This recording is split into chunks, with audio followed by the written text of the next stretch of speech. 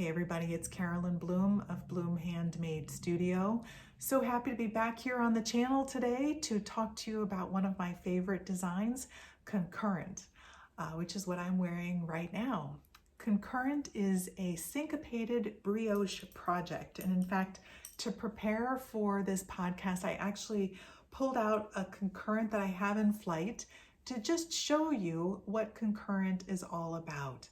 This is the right side of the project. Disregard that little tail there. That's going to get woven in. And what I love about this design is the reversibility of it and the deceptive difficulty of Concurrent. I mean, doesn't that just look so complicated? What I wanted to start this podcast off by is saying to you, if you know how to knit and purl, I promise you, you can do brioche and you can even do syncopated brioche. One of the reasons why I love Concurrent so much is that within the design, I actually offer 3 different projects for 3 different weights of wool. I've got a fingering weight wrap, I've got a DK cowl, and what I'm wearing right now, which is a worsted weight cowl. In fact, this project is also worsted weight. So there are 3 different patterns within the Concurrent umbrella. I did that because I want anybody and everybody who wants to give Concurrent a try to feel like there is a pattern weight for them within that set. I'm almost done with this particular version, and so if you're watching this in anticipation of the cowl, I'll be knitting along with everybody. And I thought I would show you, I'd kick off today's podcast by showing you the 3 choices that I'm trying to pick from for my Concurrent that I'll make along with you guys. If you've been around me on Instagram for a while, you know that I am really partial to blue and white and black and white, especially for some of my embroidery work. But there are times when, and I just dropped this, hold on one second, let me pick this back up.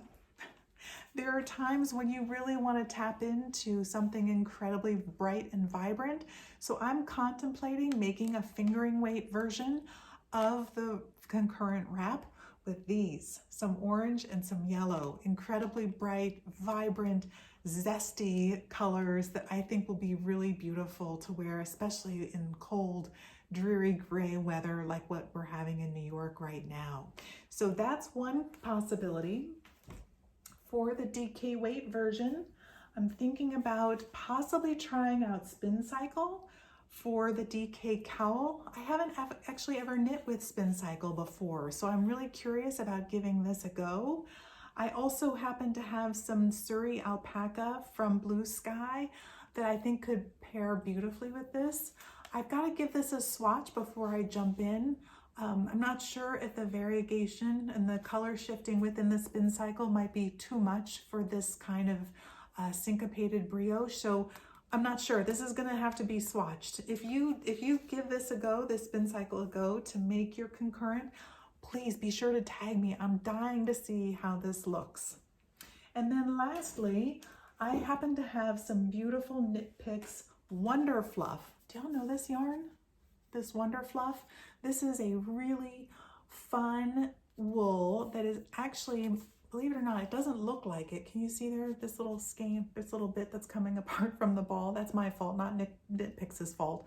You wouldn't think giving this little ball a squeeze or playing with individual strands that this could possibly be a bulky weight.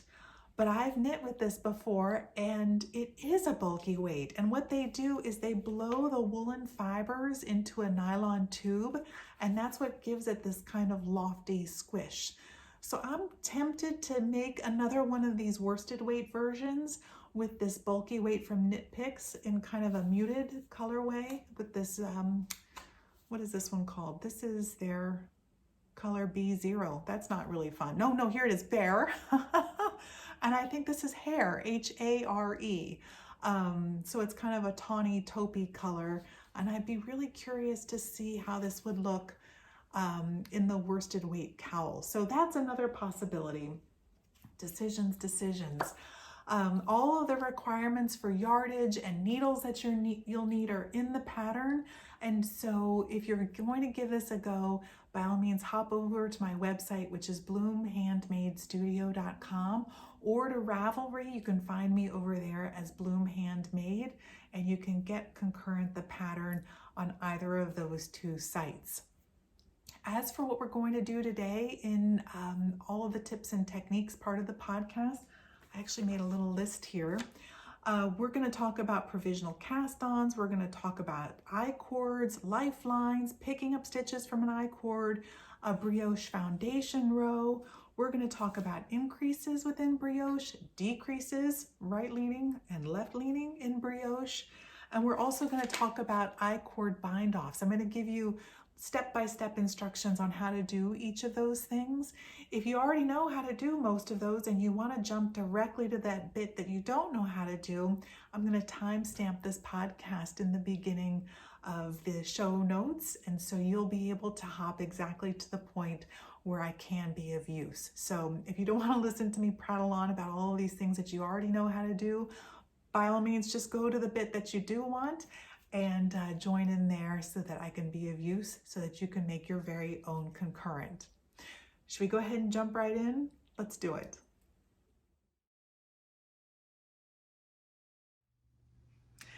To begin, what we'll do is work the I-cord cast-on. To do so, we'll begin with a provisional cast-on in this corner. I'll show you how to work the I-cord itself, and also show you how to create these nice angular corners that look so good with a rectangular piece like this. I worked my I-cord here with double pointed needles that are 2 sizes larger than what I worked the brioche with. So I was on a US 7 for the scarf, and I used a US 9 double pointed needle to create the I-cord that has a stretchiness that corresponds nicely, I think, with the springiness of the brioche itself. So let's go ahead and get started over here in that corner with the provisional cast-on. To work the provisional cast-on, you'll need a piece of scrap yarn approximately 10 inches long, one of your double pointed needles, and a crochet hook that's close in size to that double pointed needle. To get going, you'll create a slip knot with your scrap yarn and place your crochet hook into the top of that slip knot. Pull the slip knot taut by pulling on the tail and the body of the yarn. To anchor my yarn, I like to put the yarn in between my middle and ring fingers, turn my hand over, and duck my middle and pointer fingers underneath the yarn. This allows me to anchor both the tail and the crochet hook between my thumb and my middle and even ring fingers, and my pointer finger becomes what guides the tension as I create the provisional cast-on. Next, go ahead and place your double pointed needle parallel to your crochet hook with the yarn behind. Using your crochet hook, you'll reach over the top of the double pointed needle, grab your yarn, and pull it through the loop that was on your hook. There's your first provisional cast-on stitch. Go behind your double pointed needle with your yarn, reach over the top with your crochet hook, and pull the yarn through the next loop. Again, behind the double pointed needle, reach over the top and pull that yarn through the loop on your crochet hook. One of the tips that I like to share at this point is I always like to chain a few extra stitches from my provisional cast on so that I know exactly which end I'll be unpulling in order to release those stitches down the road. So there we have our 3-stitch provisional cast on.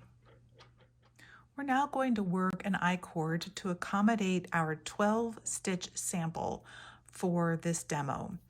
To begin, I'm going to pick up my contrast color, which for the purposes of this video is this lighter gray, and I'm going to knit these first 3 stitches of my provisional cast on using my double pointed needles. Now, if you're not familiar with working an I-cord, double pointed needles can be so handy because once you've finished with your knitting of the first round, you simply slide the stitches to the other end of your needle and carry on working your I-cord rounds. I love the two-color I-cord look of Concurrent that wraps the entire piece. In order to maintain that on our cast on, we're now going to work the second round of our I-cord using our main color, which is this darker gray. So I'm going to knit those 3 stitches with my darker gray. And you'll find when you're working your I-cord, there's a little bit of art to this. You'll get the hang of it the further in you go. You might want to play around with it. If you're new to I-cord, you want it to be loose enough to accommodate the springiness of your Concurrent wrap, but not so loose that it looks a little bit wobbly. So you'll see as we go along here how to strike that balance. So there's my third round with my contrast color. One of the tips that I recommend doing to keep things from getting too loose or too tight is to really make sure you're knitting onto the barrel of your double pointed needles and not the tips of the double pointed needles. And that just keeps things relaxed, if you will. You can also give a little tug from the color beneath the color you just finished with. That also keeps things looking nice and tidy. Another tip I'll give you is I prefer to work my I-cords, my two-color I-cords, on a table like I am right now. That keeps the yarn from getting all twisted. It's very easy as you're working each round to just peek down and make sure things aren't getting all wrapped up, forming a bit of a rat's nest. Okay, so here you can see the darker gray was a little bit loose. I'm going to give that a gentle tug and work my next round of I-cord.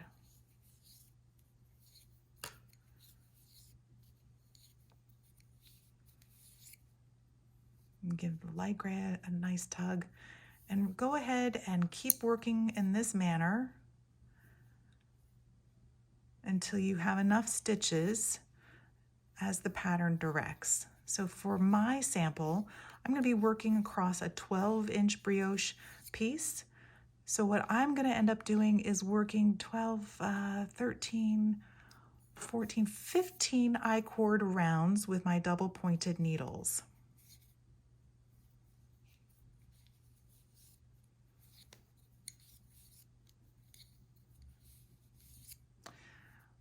I'll also show you now what to do if you don't have double pointed needles. Let's say you only have straights that are in the right size. You can simply slip those stitches that you're working back onto your left needle. Drop the one color, reach behind you, grab the next color, and work your round with it. So you can either slide your stitches from one tip to the other if you're working with double pointed needles or circular needles, or simply slip those stitches back to your left needle if you're working with straights. So don't ever feel impaired by your tools when you're working I-cord. There's definitely always a way to work around it to get the piece that you need. All right, I'm almost done here.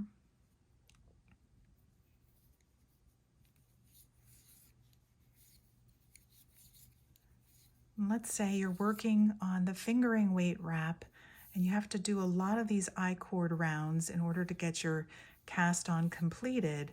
I'd like to show you now how to count your rounds so that you know where you are, how many rounds you've completed. You can count the V's that you see of each of the colors. So 1, 2, 3, 4, 5, 6, 7, 8, 9, 10, 11. I've completed 12 rounds in total, and I needed to have a total of 15. So I'm almost done. I just need to have a couple more here. Let me keep going here. There's 13.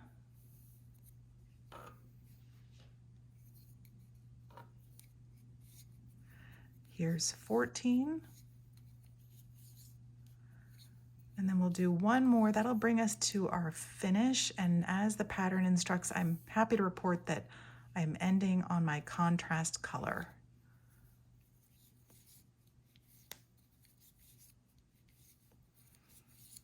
So here is our I-cord with 2 colors. That'll be the cast on for our wrap or cowl.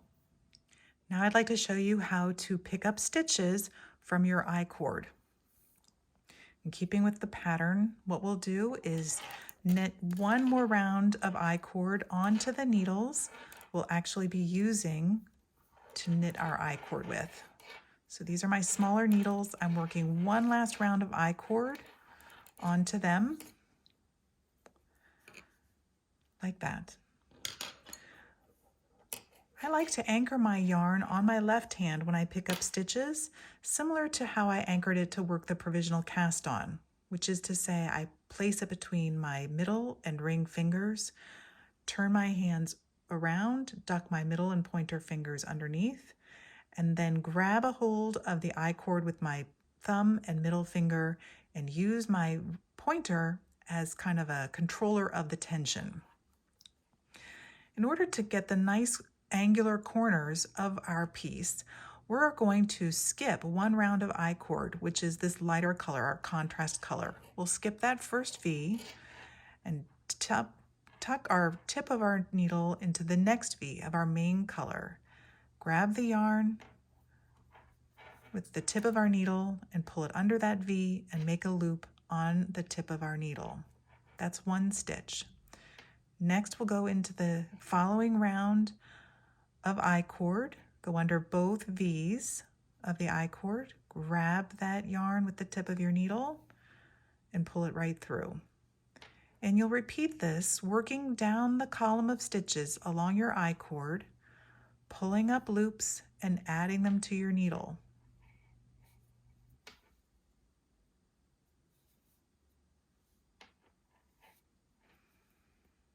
If you happen to have had to put your work down while you were working your I-cord, a little helpful hint is just make a whole lot of I-cord, and since you've worked a provisional cast on, you can not only undo your provisional cast on, you can also undo any excess stitches of your I-cord and get the exact number of stitches that you want. You may have also found that there was a place or two where you were a little tight with your I-cord. You want to make sure that you're consistent in how you pull up the legs of those V's. So you're the boss of your I-cord, make sure you grab both. And if you ever get into the point where it's super tight, you can use your opposite pointer finger to provide counter pressure as you pull your yarn underneath that loop and onto your needle. I definitely like feeling like I'm the boss of some things, even if it's just my knitting. And I'm going to keep on picking up stitches all the way down the length of my I-cord, making sure you stay in the right column, in the same column. You can check yourself, make sure you're in the right column. If you have a consistent column of V's, right here, you see how pretty that is all the way along? You can see that I'm staying in the right place because those V's are all lined up nice and tidy. We had the 3 stitches of our I-cord. We have 1, 2, 3, 4, 5, 6, 7, 8, 9, 10. I'd like to have 12 stitches on my needle, so there's 11, and here is 12, which is terrific because I was hoping, and I do have 2 V's left over. This is, by not picking up stitches through those V's, we're going to create a corner very similar to the corner that we have over here. We now get to unpick our provisional cast on. Before we pull this end though, what we're going to do is take the other side of our circular needle and pick up the stitches that cast on, that provisional cast on, are holding in place. To find where we're going to start, simply trace the V's created by this chain down to your work and find the V that they are connected to. So there's your chain, and here's the V. Put the tip of your needle into the right leg of that V. That's your first stitch. Rotate your I-cord slightly find the right leg of the next stitch being held by your provisional cast on, and then rotate one more bit and find that third stitch. And this can sometimes feel a little bit wobbly because you've got so much going on with these needles. If it is tight, go ahead and slide your casted or your picked up stitches onto the cord of your needle, and that might give you a little bit more slack so that you can find that third V and slide the right leg of that V onto your needle. And this sometimes can test your metal, but trust me, it's worth it, because now you've got your stitches from that provisional cast on anchored onto the tip of your needle before you undo the cast on. So in order to undo the cast on, now what we're going to do is take that chained end, simply pull like this,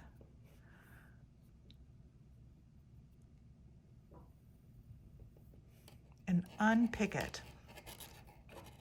leaving 3 stitches provisionally casted on now on your left needle and all of your picked up stitches on your right needle.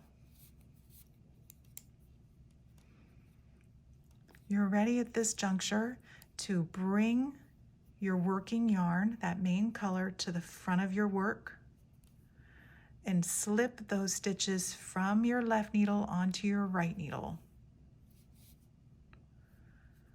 And you can even see already that nice angle starting to form on both sides of your work.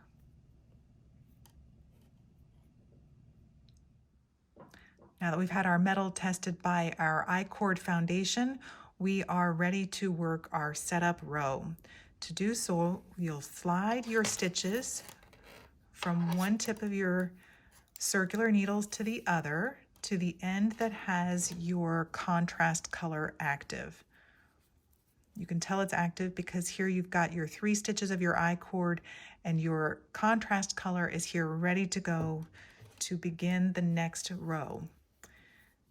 For concurrent, you will always begin your rows by knitting 3 stitches.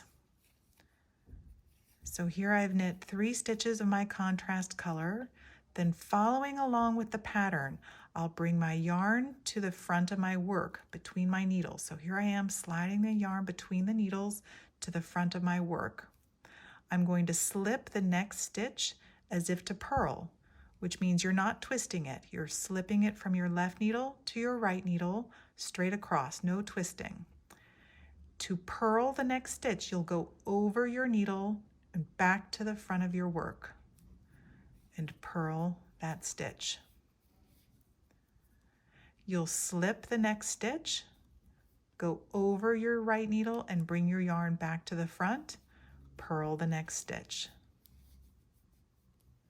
Slip the next stitch, go over the top of your needle, back to the front of your needle, purl the next stitch. So for my little 12 stitch swatch, those 1, 2, 3, 4, 5, 6, I've reached the middle point, and I'm going to go ahead and put a marker in place to indicate that that's the middle of my row. To finish up your setup row, you'll slip the next stitch with yarn in front, put your yarn over, but knit the next stitch.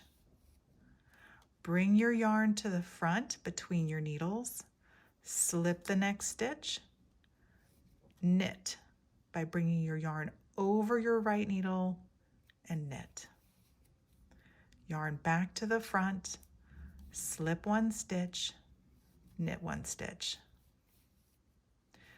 And as you'll begin each row by knitting 3, you'll conclude every row by purling 3 with yarn in front, slipping those last 3 stitches purl-wise with your yarn in front. Let me do that one more time. So here I've knit my last stitch, I bring my yarn to the front, and I'm going to slip the last 3 stitches purl-wise. And that is our setup row completed with a marker in place indicating the middle of our stitches.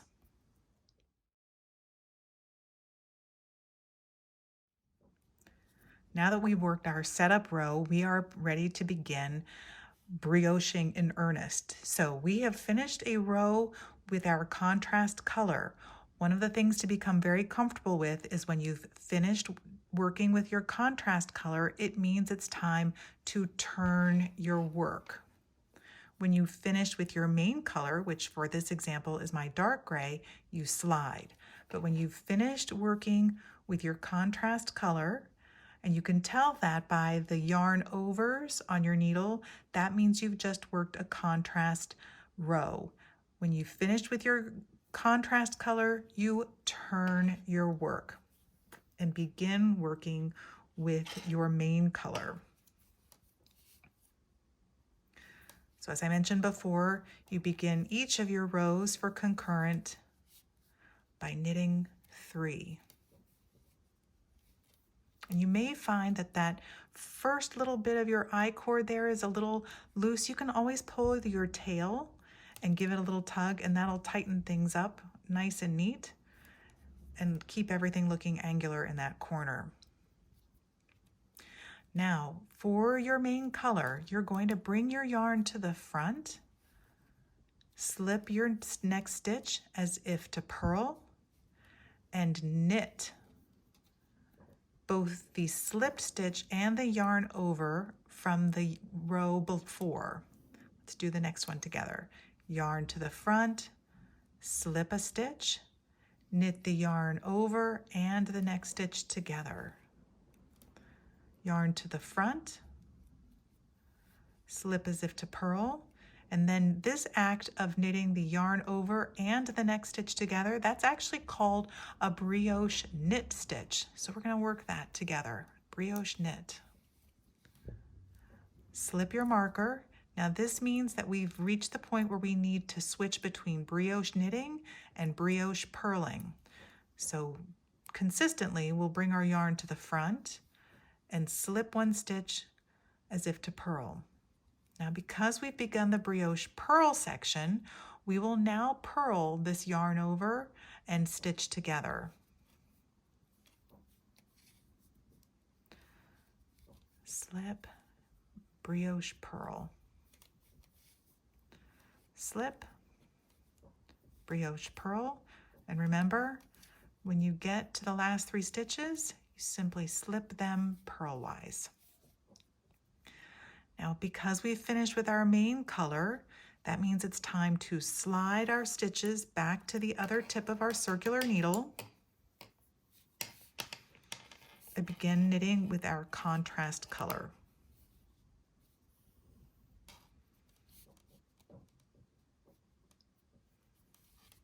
We begin each row by knitting 3.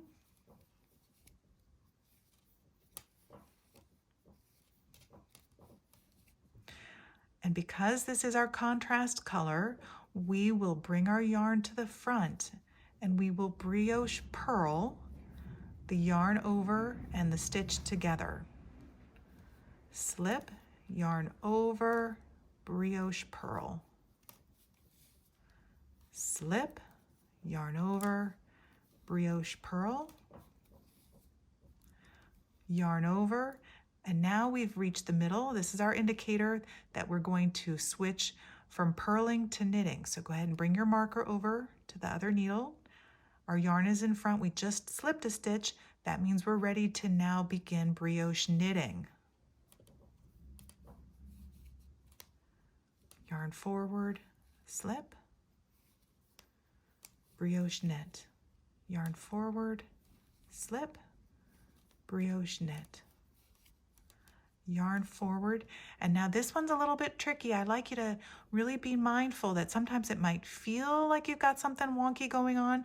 Trust me, you don't. You're ending with a yarn forward and a slip stitch.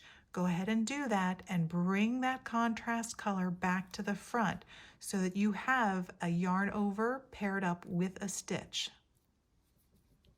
And you'll see you've got your main color also in the front of your work. That's right where you want it to be.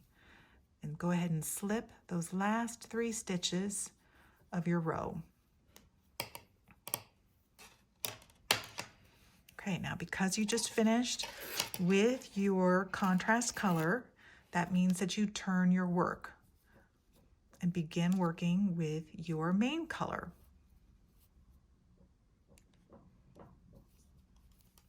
So you're going to knit 3. This is all in the pattern, but I just want you to become comfortable with the stitches itself. Right now we've got a slipped stitch and a stitch that a slip stitch and a yarn forward that we need to deal with. So we will now, with our main color, brioche knit those two. Yarn forward, slip that stitch, knit them together. Yarn forward, slip, knit those together. You see the pattern starting to form. Here we've reached our middle part. We were knitting, brioche knitting. That means it's now time to start brioche purling. Yarn to the front, brioche purl. Yarn to the front, brioche purl. Yarn to the front, brioche purl. Slip, yarn over. Finish by sliding those 3 stitches of the I-cord purlwise. Because we just finished with our main color, it means it's time to slide our stitches.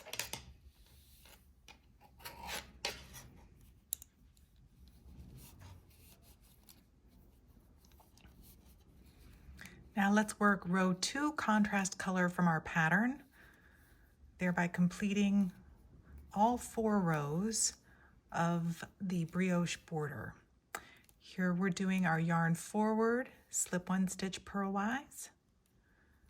Because we're working with our contrast color, we're going to brioche purl, slip 1 stitch, yarn over, brioche purl, slip 1 stitch, yarn over, brioche purl.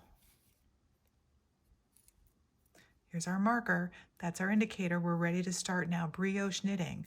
Our yarn's already in the front, so we're going to slip 1 stitch, and the act of brioche knitting means that we'll be bringing our yarn over the needle to work that knit stitch. Do you see how that looks right there? We've got our slipped stitch and our paired yarn over. There's our brioche knit. Yarn to the front, slip, brioche knit, yarn to the front, slip, brioche knit. And as before, yarn to the front, slip 3 stitches purlwise. And this is the beginning of all of the 3 concurrent variations, a nice straight piece of syncopated brioche with 2 colors.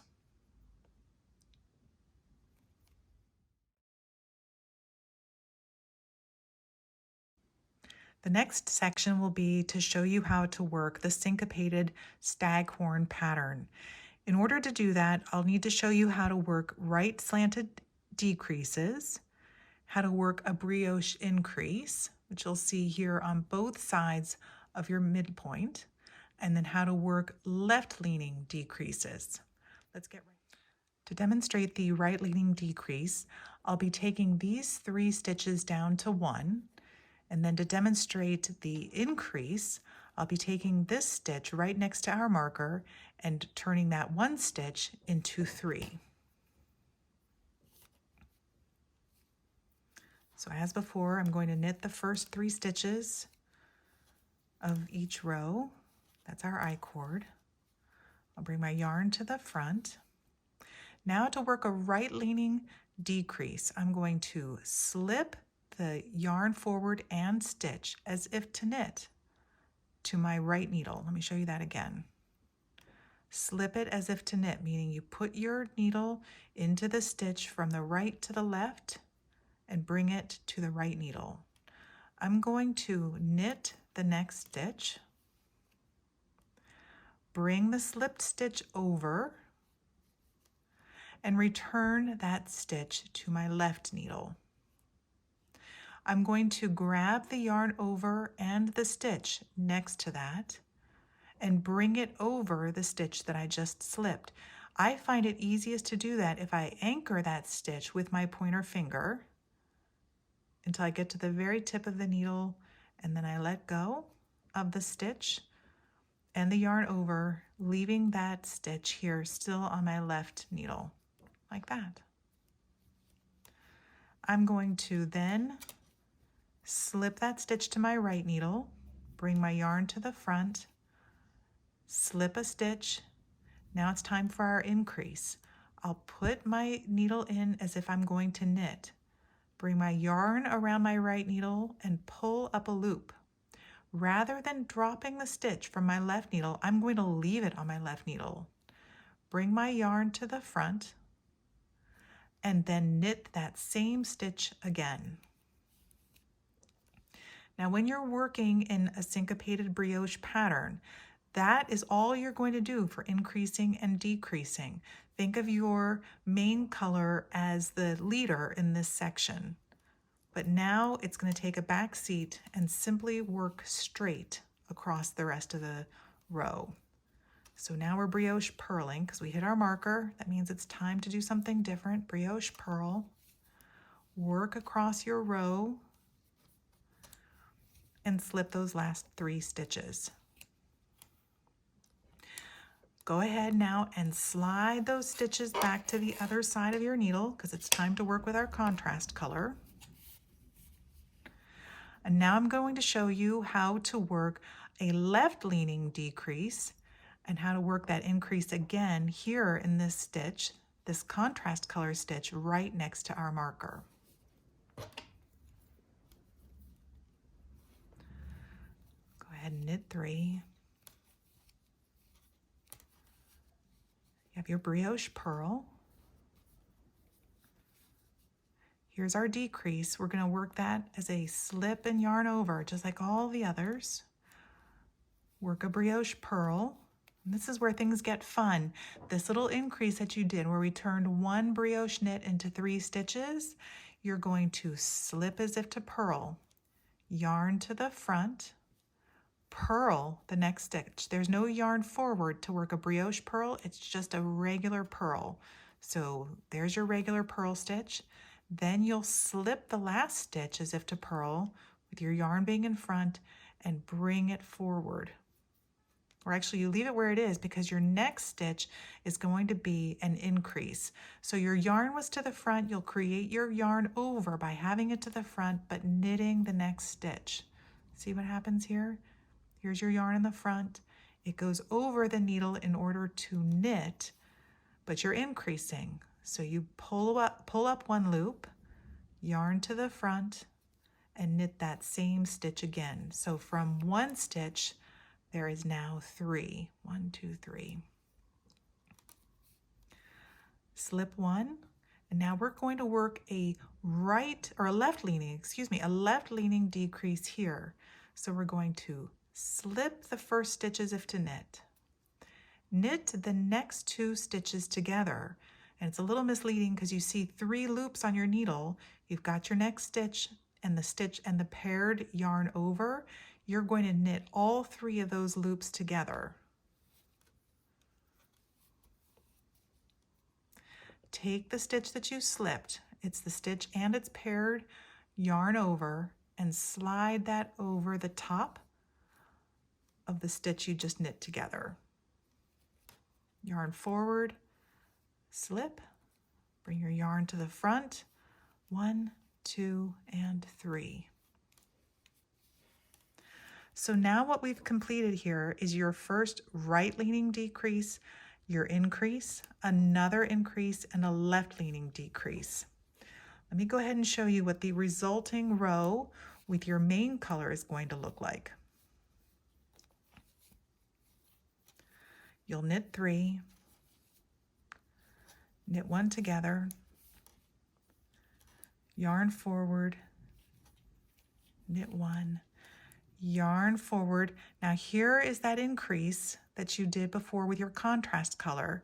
When you're working it on the way back with your main color, you'll slip that first stitch, you'll work a plain knit stitch into the middle, yarn forward and slip 1 more time. Here's our marker. That means it's time to do something different. So we're going to now begin brioche purling.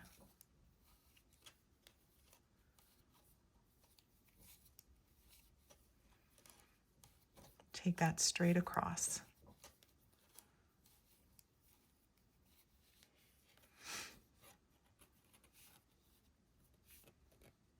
And that is the essence of how you work a staghorn in syncopated brioche.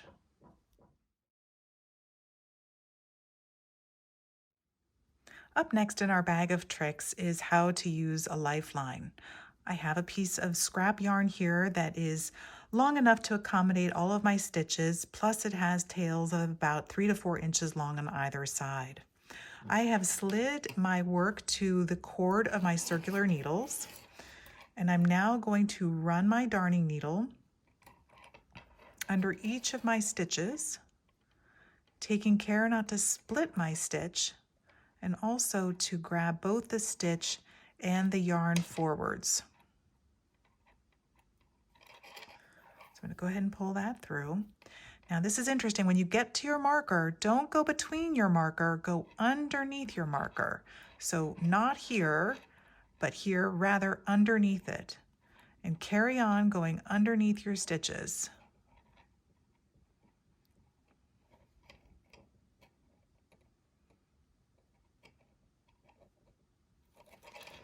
Go ahead and pull your yarn through. Now I happen to be using the scrap yarn from our Provisional cast on.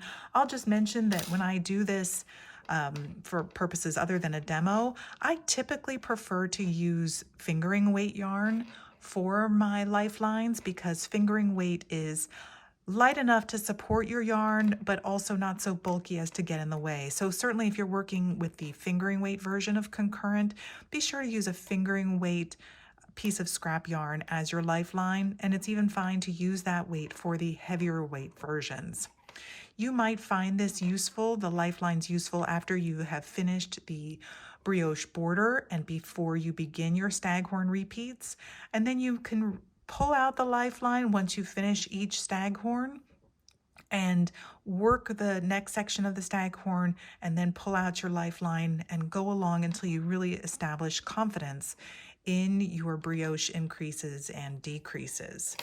Now let me just work one row of my knitting and show you how to pull out the lifeline or pull your work back to your lifeline.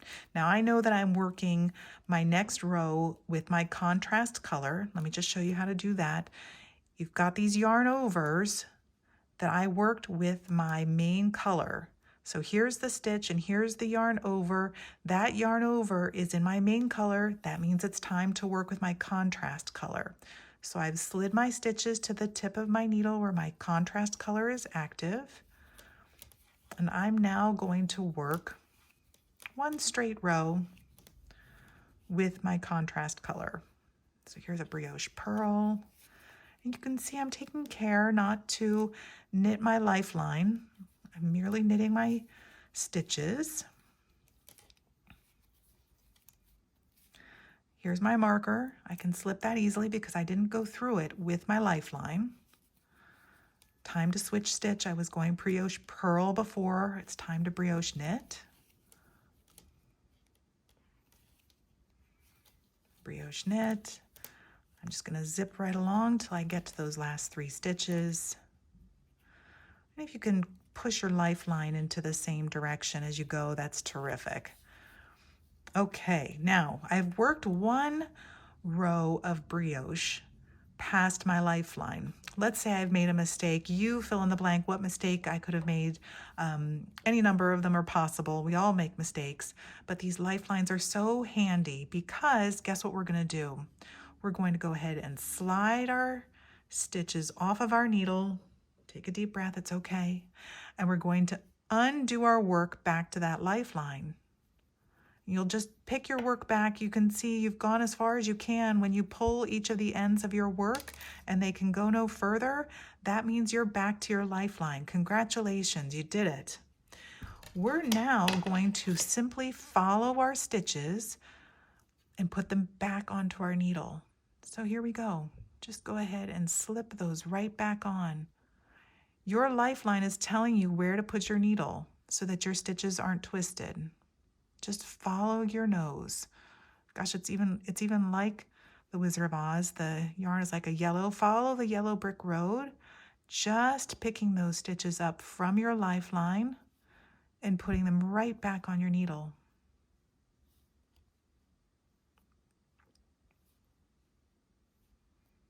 You can see I'm taking care to make sure I grab my yarn forward as well as the stitch. Now this would have been tempting to just grab this, but no, I'm following my lifeline. I'm going to grab the stitch as well as the yarn over, like this.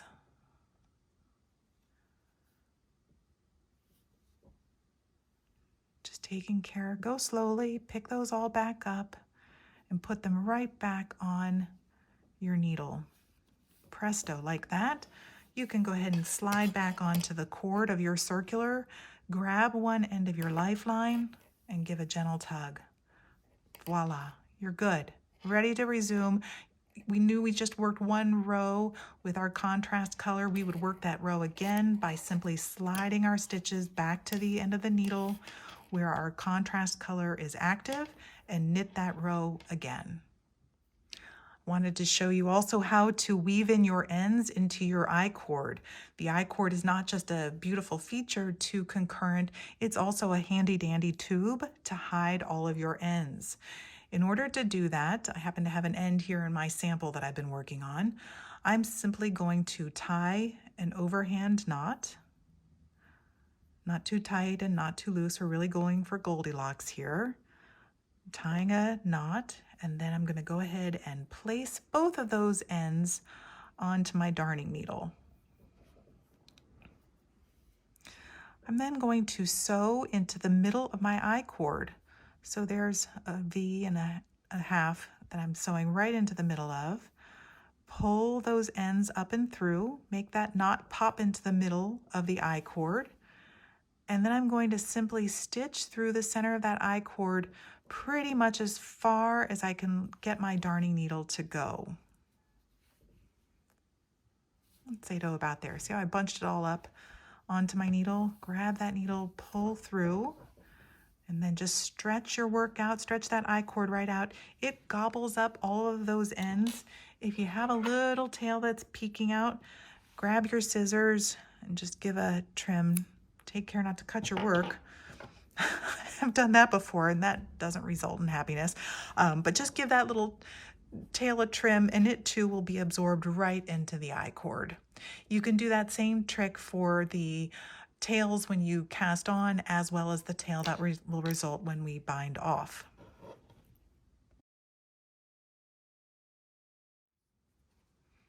I'd now like to demonstrate how to work an I-cord bind off on this little swatch that I've created. It's time to switch back to our larger needle. This is the DPN that I use to create our I-cord foundation. We're going to work two rounds of I-cord straight to create a corner that looks very similar to what we created here during our cast on. We'll work the first round of I-cord with our main color. This is all in the pattern, but I'm just demonstrating it here for you. So we'll work one round of I-cord straight and slip those stitches right back to our left needle. We'll now work one more round of I-cord straight with our contrast color.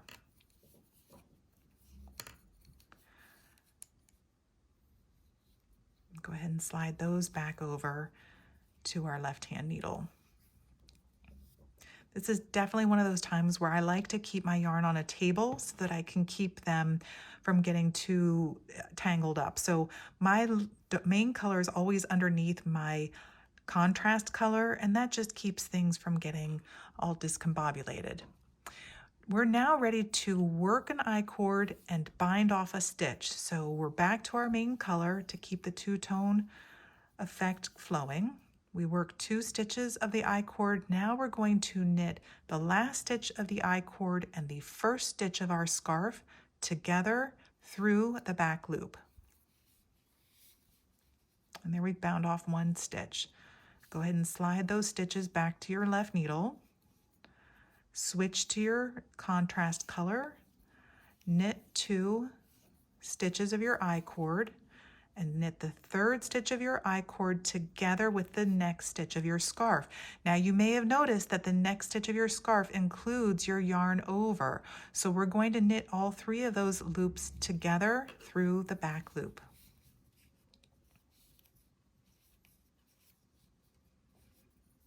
Okay, go ahead and switch back to your main color, knit 2. Knit that third stitch of your I-cord through the back loop with the next stitch of your scarf. And you'll see a pattern forming here. Every time you're working with your contrast color, you need to grab this third stitch of your I-cord and knit through the back loop of that, as well as the yarn over and the stitch itself, its corresponding stitch. And you keep going all the way across your work. So through the back loop.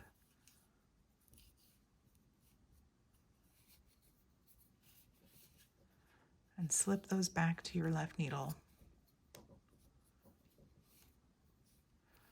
Let me demonstrate one more time how to go through the back loop of the third stitch of your I-cord and the 2 loops of the next stitch. There they are. Knit those through the back loop. Go ahead and drop your marker at this point. I'm going to go ahead and knit across the remaining stitches until I have 3 stitches of my I-cord left. I've successfully bound off all of my stitches and I have a nice angular corner here on this side. We now need to create a similar corner over here on these stitches, our remaining I-cord stitches. In order to do that, I'm going to work 2 rounds of I-cord straight. So I just worked around with my contrast color. I'll work one with my main color. Go ahead and slide those stitches back over to my left needle. And as you are working this bind off, you may find that you get a little V here that looks loose. Go ahead and feel free to give that a gentle tug. Pull that V nice and snug. Not too tight, but close to your work. Go ahead and work one more round of your I-cord. You may find that you only need 1 round of I-cord at this point. What you want to be doing is working your Kitchener stitch with whatever color will be contrasting between the I-cord stitches left on both of your needles. So I worked 2 rounds here straight without binding anything off so that I can now work my Kitchener stitch with my main color. To work your Kitchener stitch, simply cut a piece of yarn, I don't know, maybe 15 inches long, and put the end of that yarn onto your darning needle. You want the bellies of your I-cords to be facing one another. And what I mean by that is you've been working straight across here. You may be accustomed to seeing those V's of your knitting facing you. That's terrific. Just make sure that the purl bumps from this needle are pressed right up against the purl bumps of that other needle. Take your yarn from the front. Your main color may have been in the front. Make sure it's in the back, having gone along your purl bumps. Don't bring it around the front this way. Take it from the back. We're essentially going to be continuing the I-cord tube by working the Kitchener stitch. If this is getting in your way, feel free to move the tail of your contrast color to the front of your work. We'll weave him in later. So we've got our bellies together like this. Our yarn is in the back and it's on our darning needle. The needle that worked our I-cord bind off, we're going to call that our front needle. To begin our Kitchener stitch, you'll sew through the first knit stitch on your front needle as if to purl. Leave it on your needle. Sew under the first stitch on your back needle as if to knit. Sew under the first stitch on your front needle as if to knit. And guess what? You get to slide that off your front needle. Give it a little tug. Sew under the second stitch, what's now your first stitch, on your front needle as if to purl. Rock to the back needle and sew as if to purl. Slip that stitch off your needle. Sew through that loop, the next loop on your back needle as if to knit. Sew underneath the front needle loop as if to knit, and take it off. Sew underneath the remaining loop on your front needle as if to purl. Go back to your back needle, sew as if to purl, and slide it off. Go under the last stitch on your back needle as if to knit. Return to your front needle, sew as if to knit, and slide out that front needle. Congratulations. Slide that darning needle underneath the last stitch on your back needle. Pull out that back needle, give a little tug, and presto, you have a really pretty I-cord bind off with nice corners. Those will block out even more angular on your blocking mat that we've closed off using the Kitchener stitch. I hope you found those tips and techniques to be useful. If you are making your own concurrent, I do hope you'll tag me on Instagram and share some photos of your finished piece or your work in progress. It's always so invigorating to me as the designer to see how you've interpreted the design and what colors you chose to make your very own.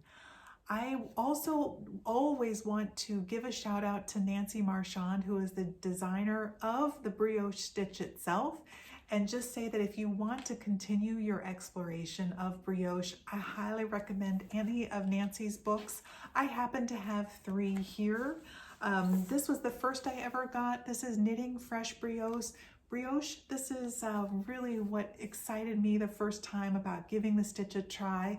It is a deep, deep mine of all sorts of potential. So I highly recommend this one as a starting point. But then if you really want to go to the next level, she has a Knitting Brioche Lace.